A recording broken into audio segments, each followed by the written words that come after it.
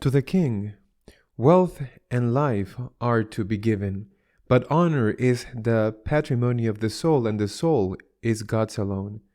When the great Calderon de la Barca put this phrase in the mouth of Pedro Crespo in his play El Alcalde de Zalamea, he was not only telling the powerful Spanish King Felipe IV that he should have limits in the exercise of his power, but that he was trying to save the monarchy.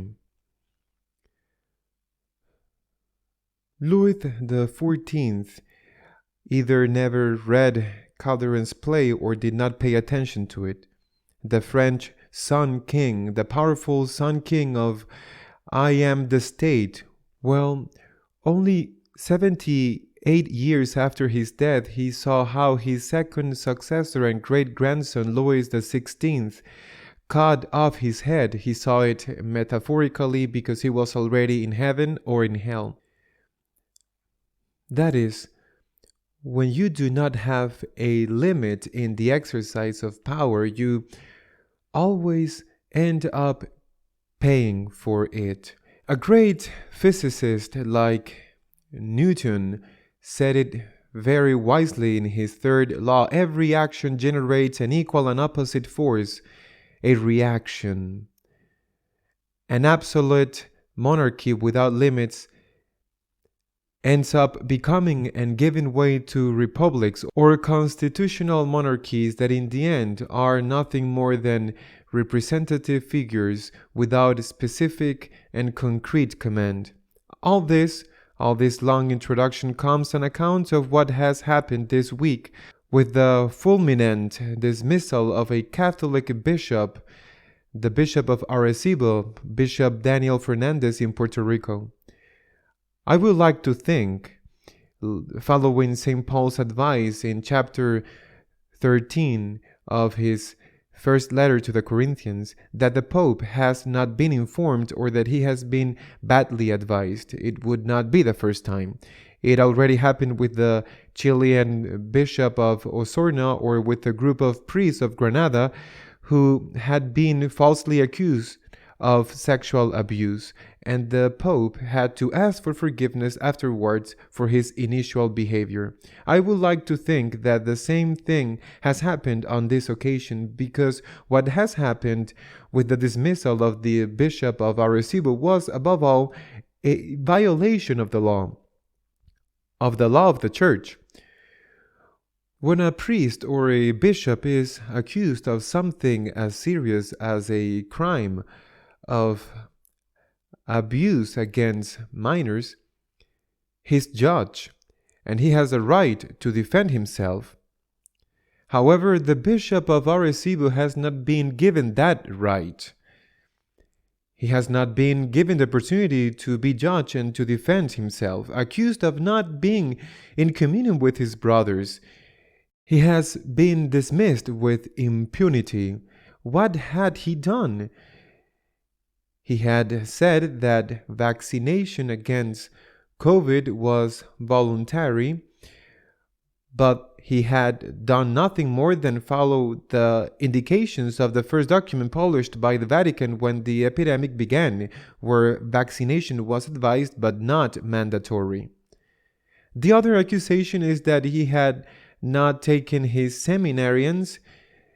He had them in Pamplona with Opus Dei in a seminary, therefore conservative.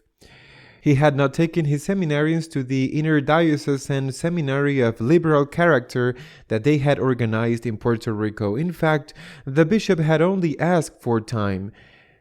And since last September, he had already announced that this would be the last course in Pamplona, and that from the following course onwards, they would all go to this interdiocesan seminary. But in any case, he had the right to be judged, and he had the right to defend himself. The fulminant dismissals not only harmed the victim, but they also harm the institution. The institution is more harmed than the victim. Abuses are always paid for. I insist on remembering Newton's law.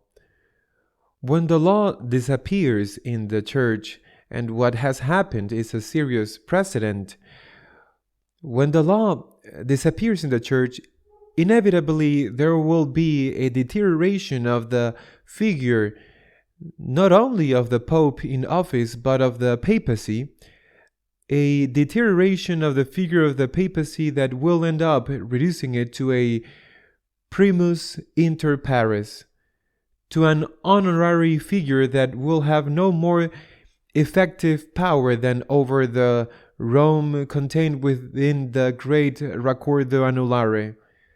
Those who love the Papacy, those who love it, and love a church founded on the foundations of the apostles, those who believe that the apostles, that the bishops are the successors of the apostles in their diocese, and not mere high officials of a multinational, we must defend. Because we love the Papacy, we must defend the primacy of law in the church. Either that, or I insist, the Papacy runs the risk of being distorted and as a reaction become an honorary figure. Benedict XVI explained it very well. Not only did he practice it like his predecessors, but he explained it very well and spoke of a papacy with power, but also with limitations in all aspects, not only in the exercise of law, but in what is even more important, such as the defense of doctrine and the defense of Catholic morality.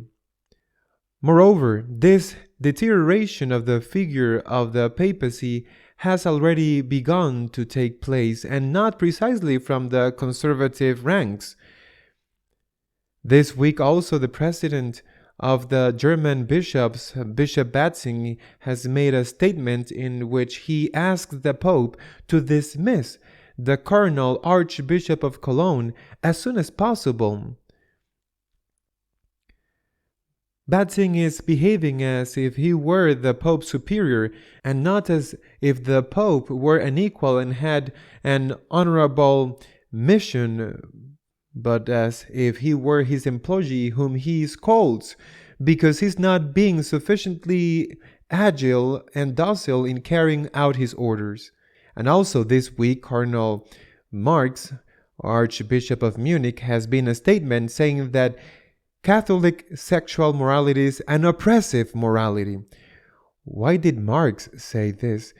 Because he knows that nothing will happen to him. He knows that by saying that our Lord Jesus Christ is an oppressor, for example, when our Lord rejects divorce and amounts it to adultery, he knows that by accusing our Lord Jesus Christ or St. Paul of being oppressive, he knows that nothing will happen to him, because he knows that he who has the authority, or at least that is what Marx believes, will not exercise it.